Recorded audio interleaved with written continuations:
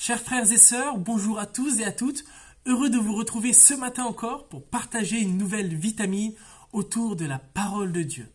Et alors que cela fait maintenant près de 3 semaines que nous avons débuté ce mois de prière, je souhaiterais vraiment nous encourager à la persévérance. Et la semaine dernière, plusieurs justement vitamines nous ont rappelé l'importance de persévérer. Et vraiment, c'est ma prière pour chacun d'entre nous qu'on puisse persévérer et que cela marque peut-être le début de nouvelles habitudes, que ce soit dans la vie de prière individuelle, familiale, en couple ou peu importe le format, peut-être même de manière communautaire avec la visio. Beaucoup mettent en place aussi des conférences et de filmer ensemble. Mais vraiment, en tout cas, persévérons. Et ce matin, nouvelle vitamine, et le Seigneur m'a mis à cœur un passage dans la lettre du frère de Jésus, Jacques, Jacques chapitre 3, et je vais vous lire les versets 9 à 11. Jacques chapitre 3, versets 9 à 11. Nous nous en servons pour louer le Seigneur, en référence à notre langue, notre Père. Et nous nous en servons aussi pour maudire les hommes, pourtant créés de sorte qu'ils lui ressemblent. De la même bouche sortent bénédiction et malédiction. Mes frères et sœurs, il ne faut pas qu'il en soit ainsi. Avez-vous déjà vu de l'eau douce et de l'eau salée jaillir d'une même source par la même ouverture? Un figuier, frères et sœurs, peut-il porter des olives ou une vigne des figues? Une source salée ne peut pas non plus donner de l'eau douce. Ce passage, et dans tout ce chapitre, notamment autour de cette dynamique de dompter sa langue et des dégâts que provoque la langue, j'ai été interpellé ce matin encore par le fait que nous utilisons notre bouche à la fois pour louer Dieu, pour l'adorer, et ce mois de prière a pour but, en effet, de s'adresser à Dieu. Et nous voyons en même temps combien nous pouvons utiliser nos bouches pour tout un tas d'autres choses qui n'honorent pas le Seigneur. Là, il parle en effet de cette réalité de maudire les hommes. Je pense que derrière maudire les hommes, il y a aussi, dans ce contexte que nous vivons, la réalité parfois de maudire le gouvernement, de maudire ceux qui ne l'ont pas fait, et au final de critiquer sans cesse. À quoi servent nos bouches? Que faisons-nous? Quel usage faisons-nous de nos bouches en ce moment? Est-ce seulement pour faire ce constat que le monde va mal, que tout va mal, que dans tel pays se passe ci, en France cela?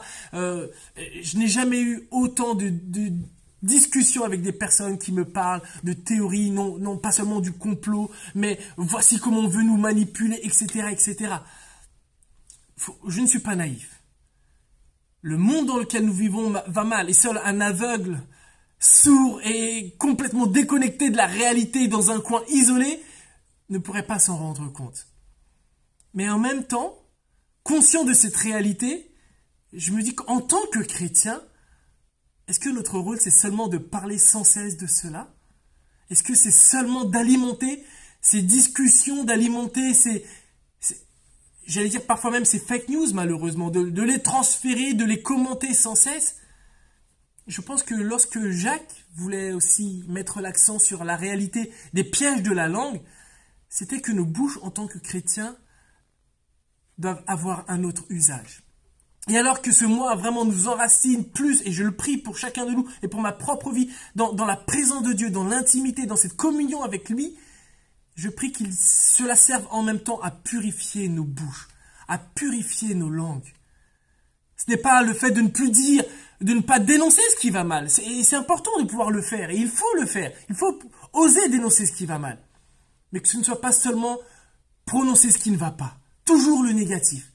Cultivons à la fois la reconnaissance, mais sachons aussi encourager d'autres personnes. Au lieu de critiquer, sachons mettre en valeur les qualités des autres. Encourageons des personnes. Quelle est la dernière fois que nous avons réellement encouragé une personne?